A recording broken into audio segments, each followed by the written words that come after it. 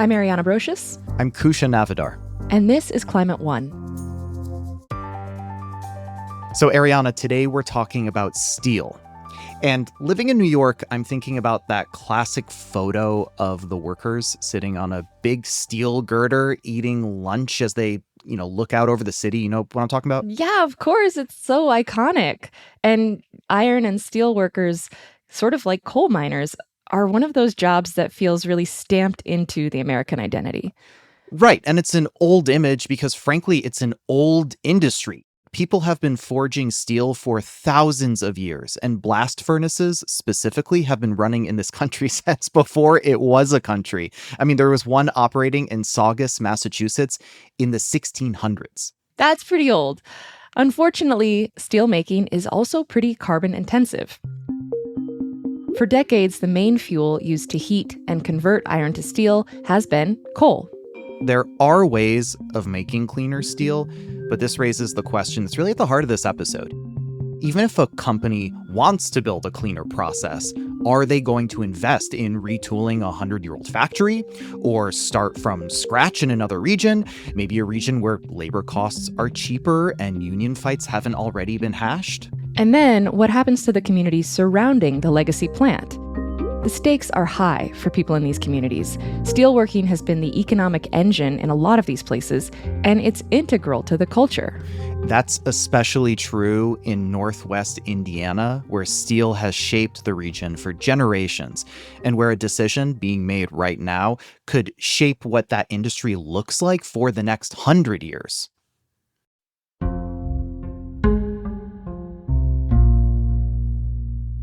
Northwest Indiana has been home to the U.S. steel industry for more than a century, supported by nearby coal-producing regions. 3 of the country's remaining coal-based steel mills sit along Lake Michigan. Together, these facilities produce nearly half of the primary steel made in the U.S. That steel becomes things like skyscraper beams, car doors, and bridges. But those 3 steel mills also create 3/4 of the carbon dioxide pollution from the U.S. steel industry. Coal is a dirty fuel, and increasingly, the world wants clean steel, produced with less or no pollution. U.S. Steel's Gary Works is one of these mills, and one of the country's biggest emitters of greenhouse gases. Right now, a once-in-a-generation decision is on the table: to continue coal-based steel practices there, or transition to newer technology that could help decarbonize. Terry Steagall is a retired steelworker and United Steelworker Union activist. He was a machinist at Inland Steel, which is now operated by Cleveland-Cliffs. The steel industry is vital to Northwest Indiana. You not only have the jobs in the mill, you have all the jobs that feed off of that. And then you have the economic benefit of all those things that are taking place to keep those mills running. If things don't go in the right direction, that could have a big impact on Indiana, period. Even though there's been job loss over the last few decades, steel remains the economic foundation across the area. U.S. Steel alone brings in $1.8 billion annually across Indiana. It generates tens of thousands of direct and indirect jobs in the region, many of them well-paid union jobs. Steagall wants all of that to remain in the state. If they don't transition in the way they should, it could be quite devastating. The Japanese company Nippon Steel, which acquired U.S. Steel about a year ago, has allocated $3.1 billion to Gary Works in Gary, Indiana. With that money, the company can either extend the life of their aging blast furnaces for another 20 years by relining them and continuing coal-based production, or invest in cleaner, next-generation steelmaking for the longer term. We have the technology, and now U.S. Steel has the money from Nippon. So there's no reason not to do this. We're looking for the 100-year plan, not the 20-year shutdown plan.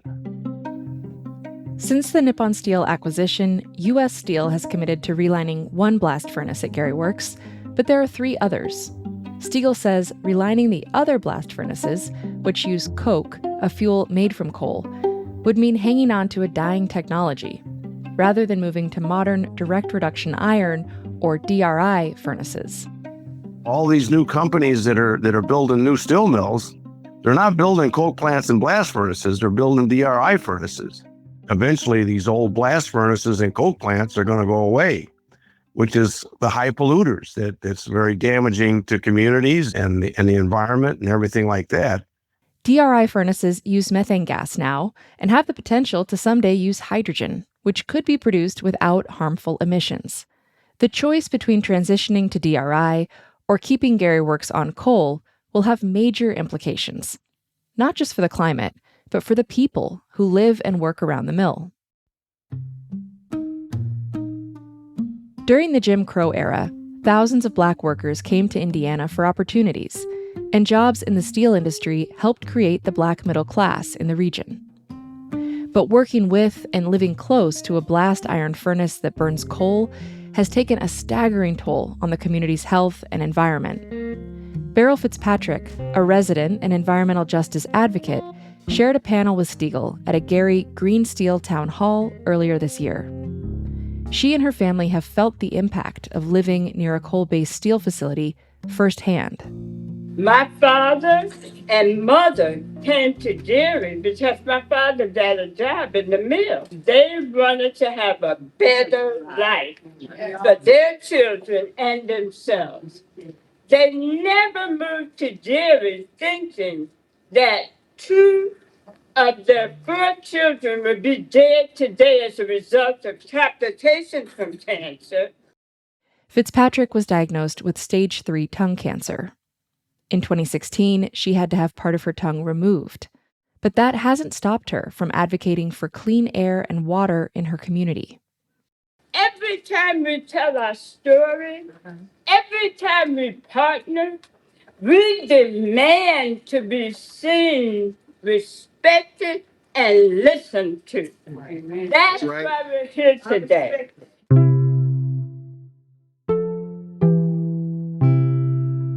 A study by Industrious Labs found that people living near steel mills have cancer rates 12% higher than the national average. Air pollution from coal-based steelmaking has also been linked to increased rates of asthma, respiratory disease, heart disease, and premature death. What I've tried to explain to people, there's no magic dome over the steel mill.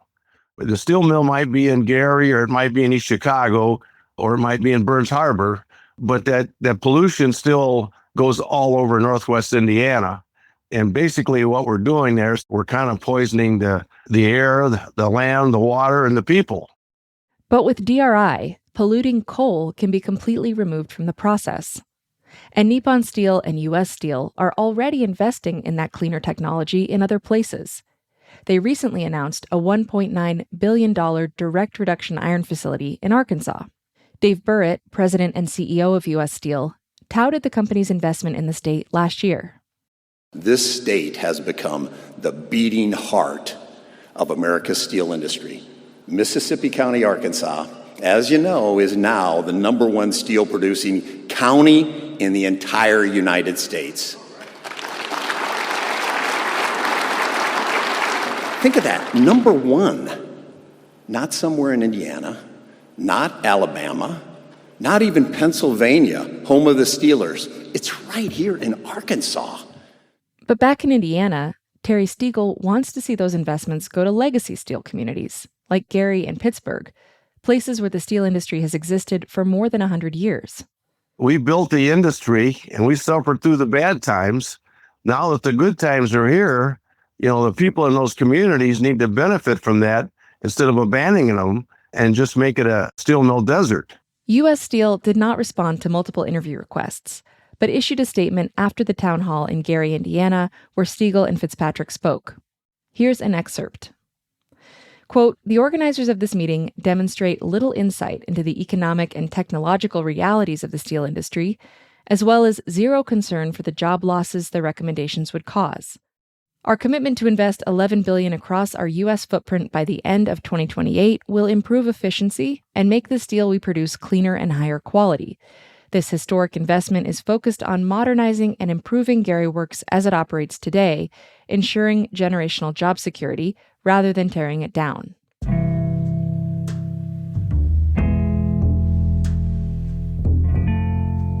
After 41 years working as a steel mill machinist, Steagall has seen what can happen to a community after disinvestments and closures. In South Chicago there, and back in the early 90s, they shut down Southworks, and that was basically a steel skeleton on the lakefront for many years. And they've just gotten out to the point where they've basically trying to redevelop it. So these can have dramatic impacts on the community, economically, job-wise, psychologically too. I mean, when people lose thousands of jobs, it's not a good thing for the community. And while Steagall has a lot of allies, not everyone agrees with the plan to decarbonize. There's a group of people in the mill that basically work there and go home and drive 10 to 20 miles away. And they don't really see the community impact on the situation. And some of them have had generations of families that worked in the mill and worked in the blast furnace. So they think you got to hug this blast furnace till the end. And they need to realize there's going to be a transition no matter what. And if you don't get on board with the transition, you're not going to save jobs. You're going to lose the whole industry. Steagall is retired now, but he's still committed to helping the next generation have a strong and healthy steel economy. It's been hard to get the younger guys to educate them and make them understand that. I mean, once you have a chance to really have a deep conversation with them, they start waking up. And then you have some older people, their health has been impacted by their years of working or living near the mill, and they're a lot more easier to convince that the transition needs to happen. The United Steelworkers, the largest industrial labor union in North America, will soon enter into contract renegotiations with Nippon Steel and Cleveland-Cliffs, another steel giant. They haven't publicly taken a position on how Nippon Steel and U.S. Steel should move forward at Gary Works. In the meantime, Steagall continues to advocate for Gary to receive the same modernization investments being made in other places. We have to get corporations and government and the unions on the same page to create these win-wins that benefits everybody. U.S. Steel and Nippon need to realize they need to show a little more corporate responsibility in how they treat communities. We want this thing to be cleaned up. For years, the steel industry is complaining we can't do anymore because we don't have the technology. Well, now they have the technology and they have the money. So let's do it. Let's start this transition and build a future for everybody. U.S. Steel is expected to announce how it plans to spend the rest of the $3.1 billion allocated for Gary Works within the next year. Coming up, why investing in renewable energy is the clearest path to decarbonize steelmaking. So the more that we invest in clean energy, the more the price will come down and we'll have more available for really high energy intensive industries like the steel industry. That's up next when Climate One continues.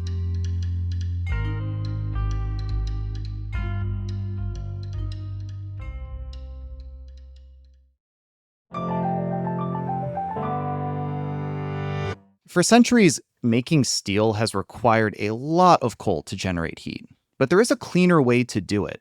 Direct reduced iron furnaces can run on methane gas instead of coal. A handful of plants already use these furnaces. Methane gas doesn't produce as much carbon pollution as coal, and it's readily available. But if you want clean steel with zero emissions, it gets more complicated. Instead of methane gas, we need to use clean hydrogen. But scaling clean hydrogen is hard. There are serious logistical gaps, infrastructural gaps, like the lack of ability to safely transport hydrogen around the country. Plus, making enough clean hydrogen to actually power this shift would require a massive build-out of cheap, renewable electricity.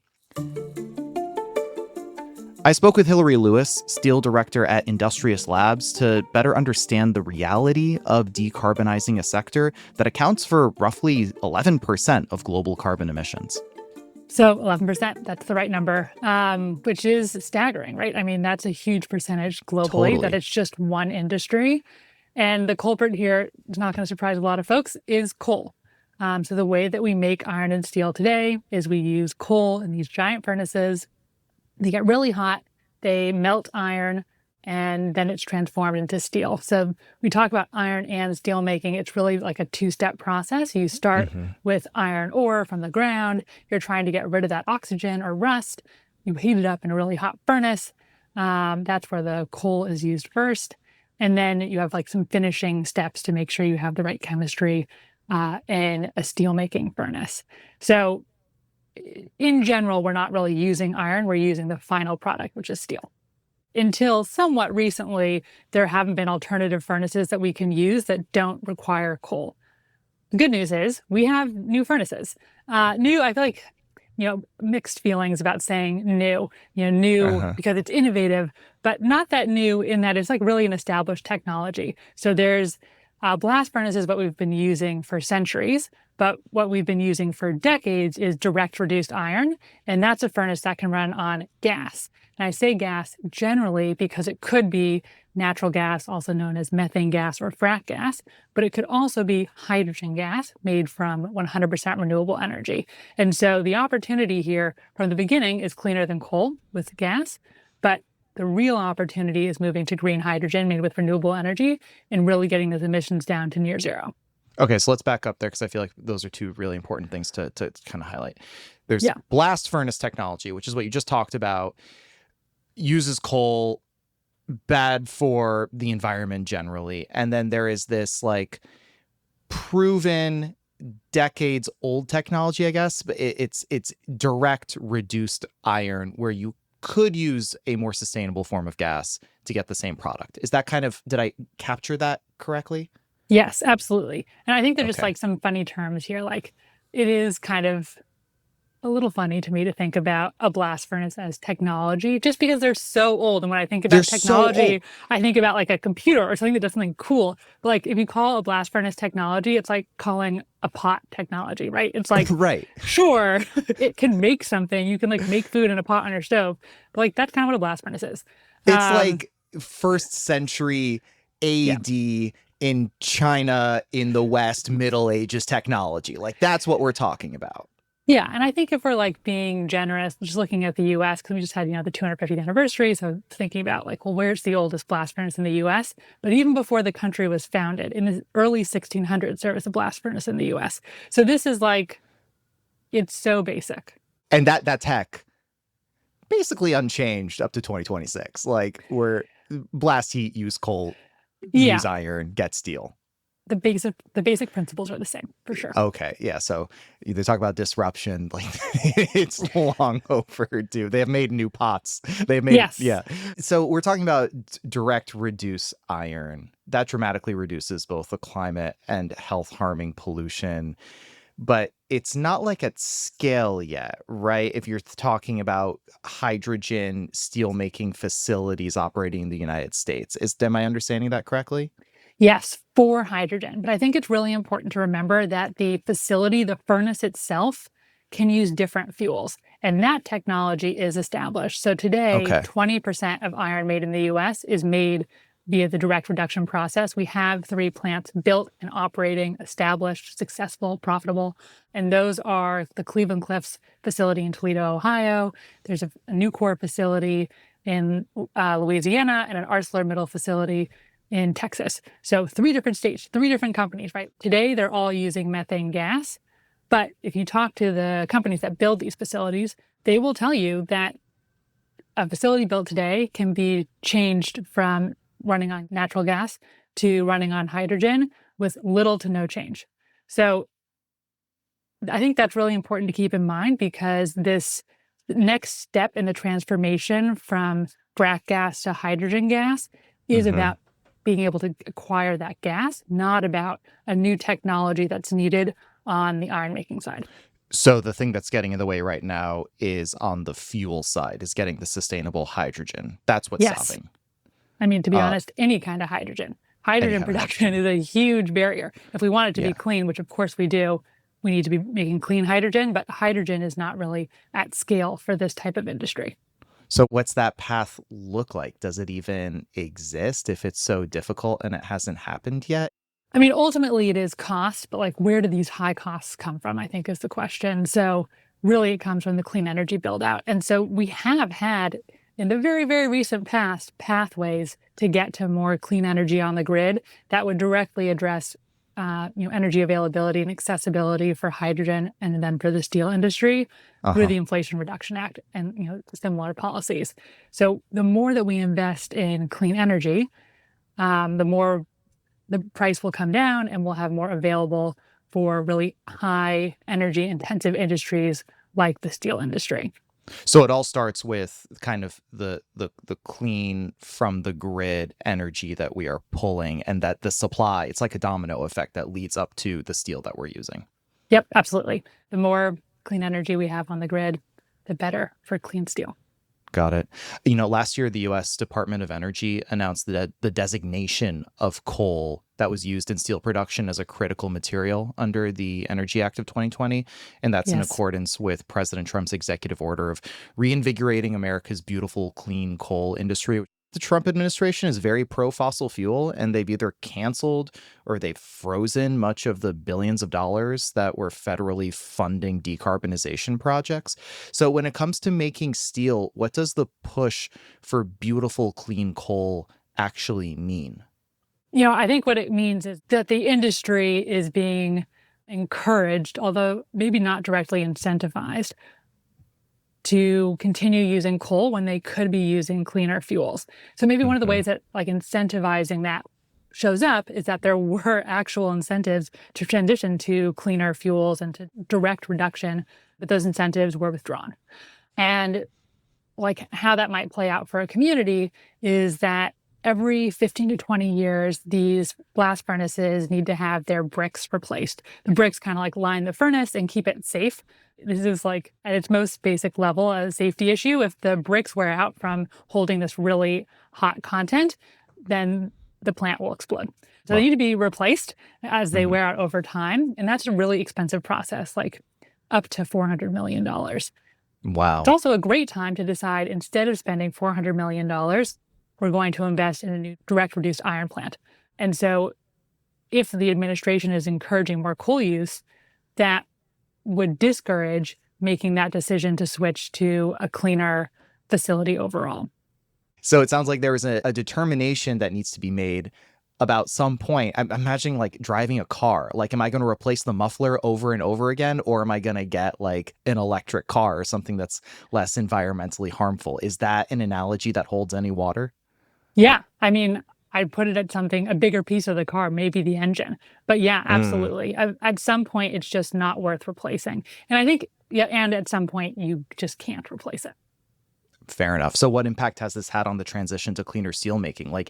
Is that an incentive that is pushing the two companies that you mentioned that really make all of the plants? Is that we can't just keep dumping $400 million every decade or so into this? We should just do something that is more technologically feasible and sustainable. Yeah. So I think what we're seeing from the companies that own these facilities, Cleveland-Cliffs and U.S. Steel, is they are pretty set on continuing to invest in more coal. But the problem is that that's not a great business decision, because other companies are coming in interested in building direct reduced iron that's going to compete for their customers. And it's going to have lower emissions and be a newer, more efficient facility.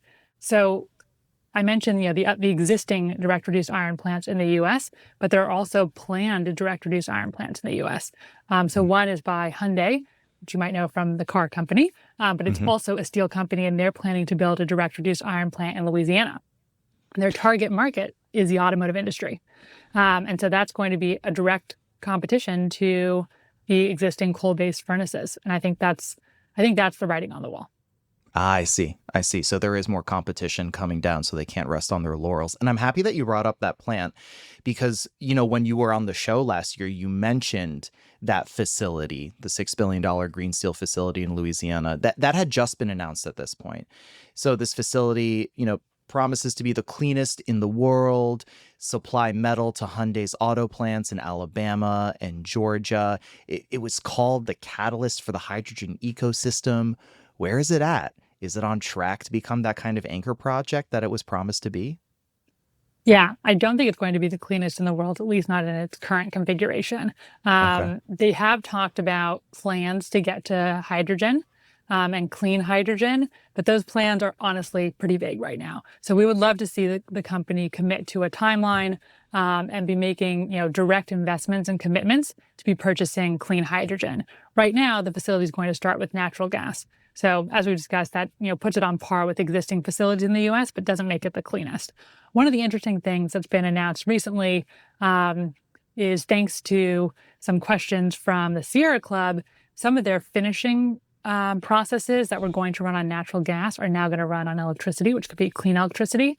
So they're continuing to make improvements and head in that direction, but there's definitely more work to do there to make sure that this is a globally leading facility.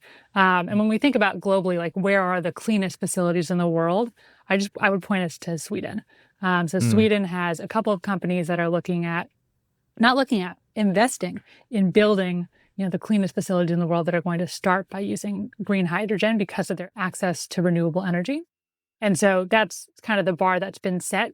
And it's also like, the good example to follow, right? This isn't just, it is technically possible that you can use hydrogen. There are companies that are proving it today. Why is it happening in Sweden and not the United States?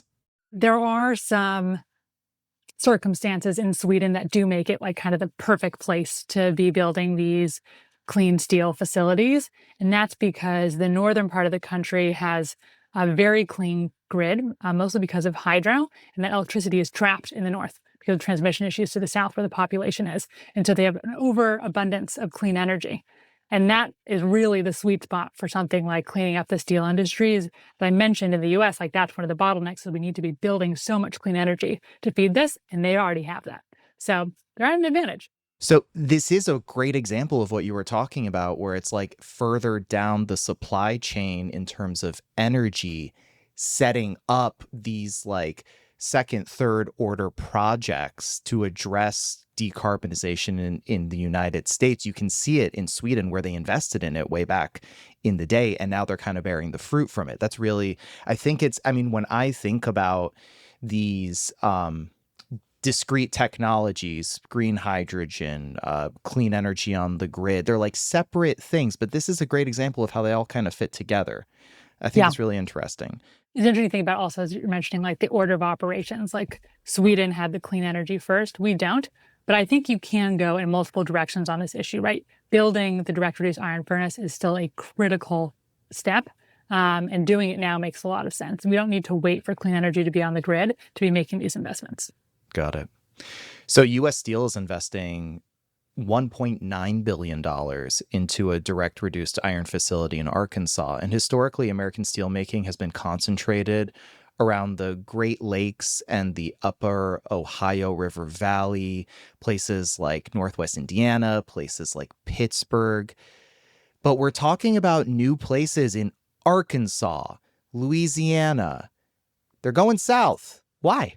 I think the most obvious reason is labor. A lot of these legacy industries are very well represented by prominent unions like the United Steelworkers, and moving south allows them to avoid union contracts. And that is a big problem. There are lots of benefits to unions, obviously, to union workers, but there are also benefits to companies, and I think that shouldn't be overlooked. Unions have skills that non-union members don't have. They have, a history of operating these facilities safely. And so that's something that's lost when these industries move away from union workers. I think that's a big concern. I think there are other reasons why they're moving south. The reason why a lot of facilities were gathered around the Great Lakes was about the ingredients needed for a blast furnace. So you needed iron ore, which came from Minnesota, and you needed coal to make coke, which was eventually for the blast furnaces, and that was coming from Appalachia, and they met in the middle at the integrated mills around the Great Lakes. Well, now we're looking for clean energy, as we were just talking at length about.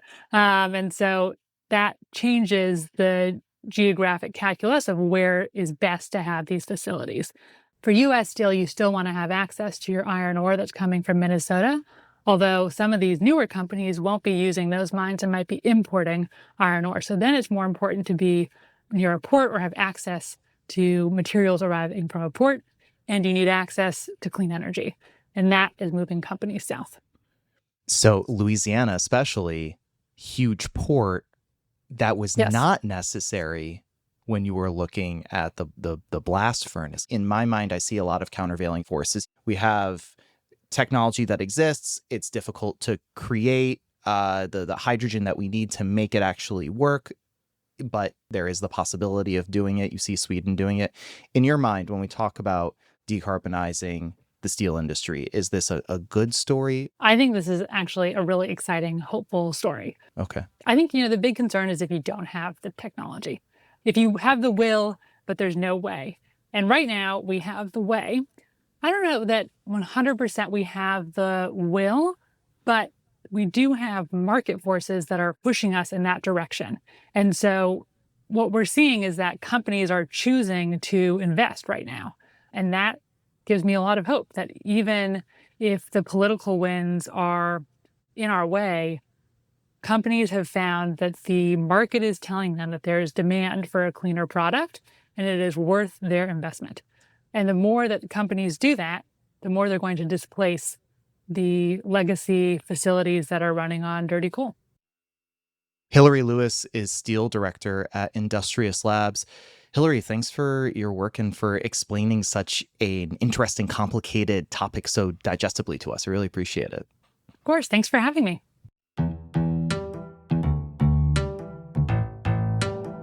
Coming up, Nippon Steel hasn't invested much into decarbonizing their steel, but could their expansion into the U.S. change that? I think there's a real urgency for Nippon Steel in the U.S. and beyond to really invest in this next generation of low emissions capable capacity before other steelmakers steal their lunch. That's up next when Climate One comes back.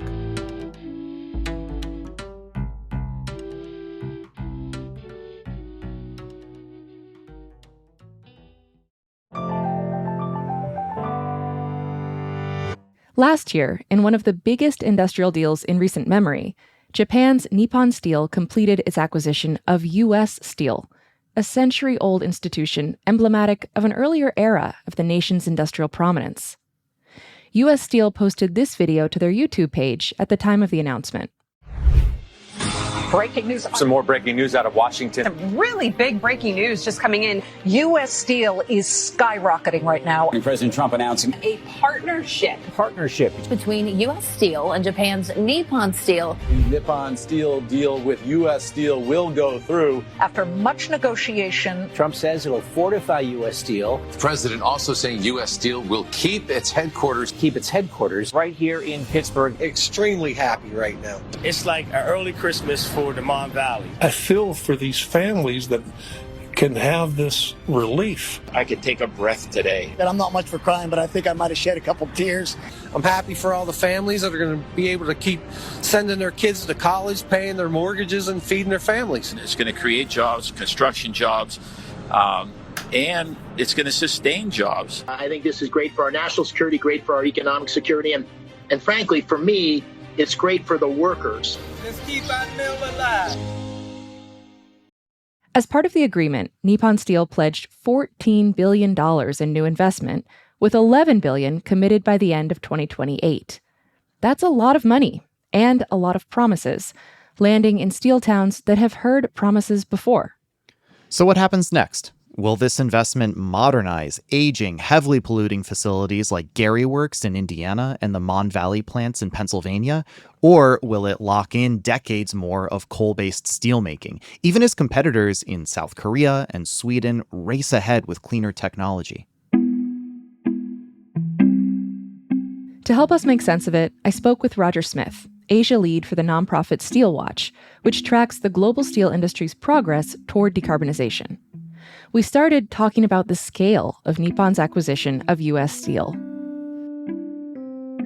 So this is, I think, almost unprecedented in its scope. I mean, Nippon Steel buying U.S. Steel now makes it the third largest steelmaker in the world.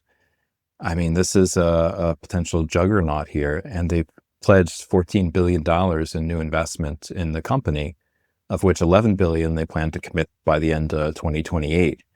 So these are very fast timelines. This is very ambitious.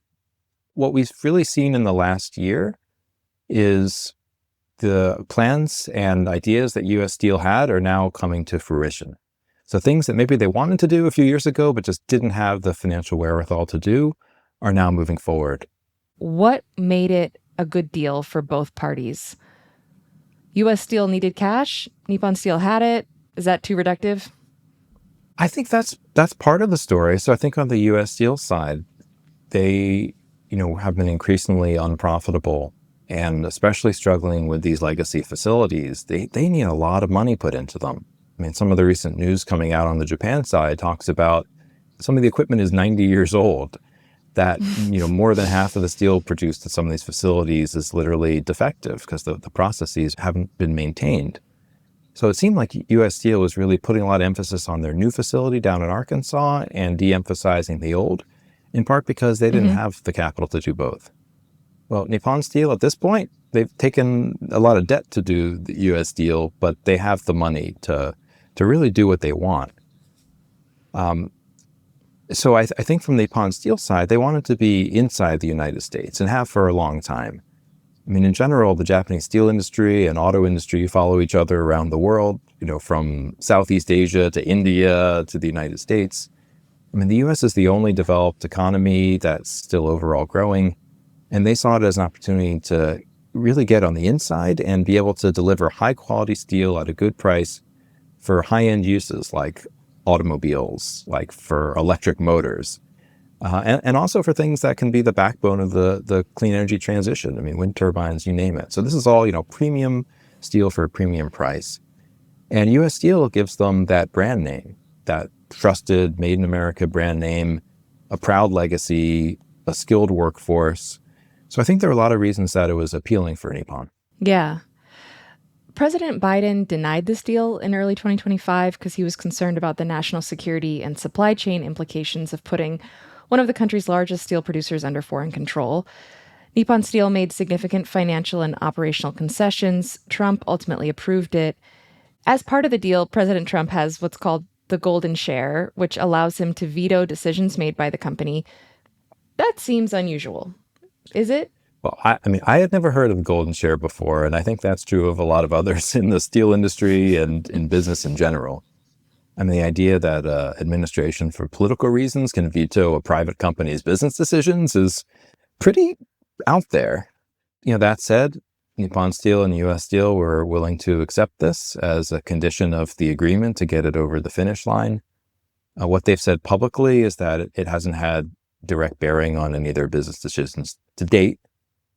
I don't know if that's entirely true, because I think it is tying their hands in terms of retiring older facilities or, moving investment from one to another. I don't think they want to do anything that is perceived as being a political problem in the U.S., because then it raises the specter of, essentially getting that vetoed. And in the U.S., the administration has claimed that, they saved Granite City Works through the use of the golden share.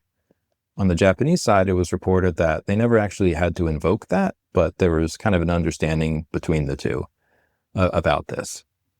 But the one thing I'll say is that this golden share isn't President Trump's golden share. The day he leaves office, it then goes to the next administration, who may have very different priorities, including regarding having the steel industry transition to cleaner technologies, et cetera. So it could easily be used to push the company in an entirely different direction. It is really interesting to have that lever on a private company, especially one that is now owned by a foreign company. Yeah, I think the administration is really just looking for Nippon Steel to announce that it's following through on the investments that it's promised. And I think if they do that, they're more or less going to be okay. So when they announce new electric arc furnaces and new direct reduction, either of those is coal-based technology, I think that they were applauded for that because it just shows that they're following through on their promise. So I think the bigger concern there is that it's actually not just Nippon Steel that showed up in the United States trying to expand. And the background on that is that the Japanese market has been in decline for decades as well. Japan's population is shrinking, fewer automobiles that are being produced every year, and there's stiff competition globally for steel at the moment. So all those things led Nippon Steel to come to the U.S. Well, those same factors are also true in South Korea. And Korea's second largest steelmaker, Hyundai Steel, is part of the Hyundai Motor Group, and they've been producing vehicles in the US for decades and have really doubled down on their production. Well, Hyundai Steel is building a state-of-the-art hydrogen direct reduction electric arc furnace plant in Louisiana. So, like the Big River one in Arkansas, that's one that's capable of deep decarbonization. And that's clearly aimed at the auto industry, given who the parent company of that is. And then beyond that, we've got another company, Nucor. They've got a new direct reduction facility that supports their many electric arc furnaces. They're all going after the high end of this market.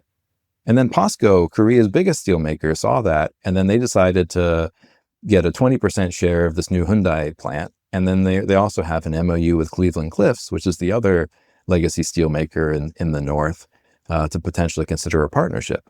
So we're now seeing 3 of Asia's biggest steelmakers show up in the United States. And the future of this industry could end up being set in Tokyo and Seoul, which I think people haven't totally caught on to yet in the US. Yeah, it is a really interesting moment. And, the way that these companies are choosing to invest, the technologies that they're backing are really setting the tone, I think, for what's going to be the future of steel in the US. So as part of this deal, as you mentioned, Nippon Steel has committed to investing $14 billion in US steel. One of the first investments is relining a coal-fired blast furnace. Have they indicated how they plan to spend the rest of that money? No. So we're 1 year in, and the company said that it's actually have board approval for maybe a third of the money at this point. So there's a lot that we don't know. So I think, they've followed the U.S. Steel plan as far as it existed and are checking off some of those top priorities that frankly have been there for years, but they just couldn't do. But what are they going to do with the rest of the money, I think, is the literally billion-dollar question.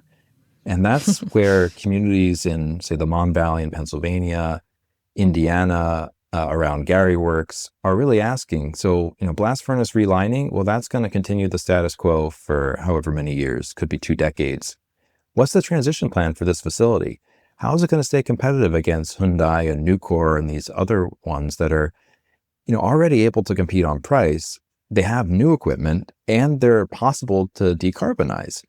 And as we move into a world where there are limitations on carbon emissions and where buyers need to decarbonize their upstream emissions. So for example, automakers, most of their emissions are from the steel that goes into the car bodies. So as they're looking to buy these grades of high quality but also low emission steel, will Gary Works, will Mon Valley have anything to offer them? And I think that's where there's a lot of anxiety now that you're telling us about life extensions. Well, what's the transition? Where's the clean future we were promised? Yeah. And I mean, these communities have borne the brunt of the pollution for the last century to make the steel that we all have in our buildings and machines and cars now, and are really wanting that next generation. They want those jobs to stay. They want to continue to be the home of steel. So with the Gary Works plant, Nippon Steel has announced it'll spend, $3.1 billion through 2028. About $800 million is going to that blast furnace, which is coal-based, will keep those jobs, will also keep emitting and putting out pollution. Earlier in this episode, we hear from Terry Steagall, a retired Northwest Indiana steelworker. He and many others, including many organizations, are advocating that Nippon Steel use the remaining money to convert the other blast furnace to a direct reduced iron DRI facility. Is there enough money there to do that? Absolutely. I mean, they still have several $1 billion unallocated for Gary Works. So assuming they're going to follow the initial allocation, it's enough to get started. Begin with one furnace. I mean, there's 4 blast furnaces at Gary Works in my recollection. If one of them's relined, then what are you doing with the rest of them would be the question. Mm-hmm. And, this is possible. I mean, other steelmakers have planned to integrate this into one site. That's true with the steelmaker in Germany and elsewhere. So it's not necessarily black or white, all or nothing. You don't have to transform the entire plant and shut down everything and build it from zero. You can begin to add clean assets as you phase out the dirty ones. And I think if another year passes and we don't hear anything about either new direct reduction or a new electric furnace at a site like Gary Works, that's telling me that the company's not planning to be there in the long term. Yeah, and that's such an uncertain future for all these communities, all these people that have depended on this industry. So I want to talk a little more about the decarbonizing aspect of all this. Steelwatch released a global scorecard a few months ago that ranks 18 of the major global steelmakers around the world. Two of those include Nippon Steel and U.S. Steel. I think U.S. Steel did okay, but Nippon Steel ranked 17th. So second to last in terms of how ready it was to transition and decarbonize. Why did it score so low? Nippon Steel is one of the world's largest steel makers and has among the highest blast furnace production capacity of any steel maker that we assessed. And unfortunately, they don't have any clear plan for the phase out of these coal-based blast furnaces. As a company, their coal consumption has actually been increasing, even as their steel is declining. They've in part become a coal company, investing in coal mines and coal production for themselves, and also they can sell to others. They also have, at the time we did the report, no direct reduction production capacity and nothing that's capable of producing low emissions iron. They didn't disclose any information about renewable energy consumption, but we think that they likely don't really have any such consumption at present either. So all those things for us meant that this company is not where they need to be in terms of readiness for the transition. The leaders in this scorecard, companies like SSAB in Sweden, they're also a legacy company with coal-based blast furnaces, but they've made clear commitments to new clean capacity, and they're beginning a phase-out process. Well, I know Nippon Steel has been exploring the use of hydrogen in blast furnaces. Has that been shown to be technologically feasible, economically viable? So there's two main commercial ways to make iron and steel at present. So there's this coal-based blast furnaces, and then there's direct reduction, which uses a gas, today fossil gas, but it can also be hydrogen, and it can also be a mix of the two. So it's flexible. Nippon Steel has been entirely in the coal-based side of this. And Nippon Steel since 2008 has been working with the Japanese government on experiments of injecting hydrogen into blast furnaces. And their goal for that is fairly modest. They're only trying to get a 10% reduction by around 2030. And this year, they're planning to do tests for the first time at commercial scale, so in an actual working blast furnace. So I'd say at this point, we don't know. The company hasn't shared the data of whether this is actually feasible at a commercial scale versus at a test scale. And then 10% as, while better than nothing, it isn't really on the road to deep decarbonization. And the company's claiming that in tests they can get up to 45%, but the timeline for that is somewhere between 2040 and 2050. So hydrogen is expensive. Hydrogen isn't today readily available. The analysis that we've done showed that the amount of hydrogen you need to displace coal in a blast furnace is enormous. And the amount of emission reductions you get out of that are way less than if you just use the hydrogen to reduce iron directly in a DRI furnace. So it's a technology not capable of deep decarbonization, fundamentally the blast furnace. And even if everything worked as planned, they still have half the emissions left. Well, what do you do with that? And then they raise the potential for carbon capture and storage, which is also enormously expensive. Hasn't yet been done. Not proven at scale. I mean, it's not proven at scale really with any industry. There's no commercial steel plants that have CCS in operation. And then there's challenges. It's not like a power plant where you have one smokestack and you can, in theory, capture from that. A blast furnace has multiple points of emissions. So at this point, you've got expensive hydrogen, you've got expensive carbon capture. Your blast furnace is no longer this cost-effective tool. It's likely more expensive than if you just switched to deeply decarbonizing, capable technologies like the hydrogen direct reduction to begin with.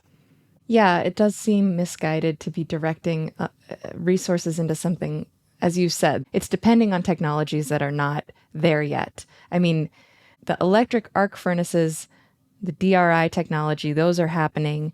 And even if they're using fossil gas, we're getting closer, right, to decarbonization. And hydrogen, yes, remains this kind of pipe dream for a lot of people. Could be something we deploy. U.S. Steel, so one of the reasons it scored a little bit better than Nippon Steel did is that it saw the writing on the wall. So it put a lot of its money and resources into this new Big River facility in Arkansas. It signed up for responsible steel, which is emissions, but it's also, other social indicators. Do you treat your workers well? Are you a good partner for the community? What's your air and water pollution like? So the first certified responsible steel facility in North America was Big River. The first certified steel sold anywhere in the world with the responsible steel label is the Big River Steel. It's because they saw that markets are changing and that there's a real demand from buyers for steel that's clean and that's also responsible. So U.S. Steel already was aware of that. Now with Hyundai Steel showing up on the market, I think trying to compete with Big River and others for high-grade automotive steel that's also clean, and they've talked about having a transition to green hydrogen at that facility. So I think with new competitors showing up like that, I think the race is on. And I think the race has already started internationally. We talked about hydrogen being difficult to procure and there's not great volumes of it today. Well, the first actual green hydrogen, so clean, renewable energy producing the hydrogen, the first green hydrogen steelmaking plants are in construction and are being built in Sweden. So we're going to actually have near zero emission steel on the market within the next several years. So this isn't fantasy land, like it's already happening. Also, China, it has a heavy amount of coal-based capacity, but Chinese government and state-owned steelmakers are also experimenting with everything, all new technologies, different configurations of it. And they have renewable energy at scale, and they also have the electrolyzers that turn water into hydrogen. When they decide to go, they may be the cheapest green steel in the world. So in that sense, there isn't a lot of time. So I think there's a real urgency for Nippon Steel in the US and beyond to really invest in this next generation of low emissions capable capacity before other steelmakers steal their lunch. That is such a great place to end it. Roger Smith is the Asia lead for SteelWatch. Thank you for joining us on Climate One. Thank you so much for having me. And that's our show. Thanks for listening. You can see what our team is thinking about by subscribing to our newsletter. Sign up at climateone.org. And if you want to get in touch with us and let us know what you think about this show or any other, leave us a message at climateone.org/hello. Climate One is a production of the Commonwealth Club. Our team includes Jenny Park, Austin Colon, Megan Basilia, Brad Marshland, and Ariana Brocious. Our theme music is by George Young, and I'm Kusha Navidar.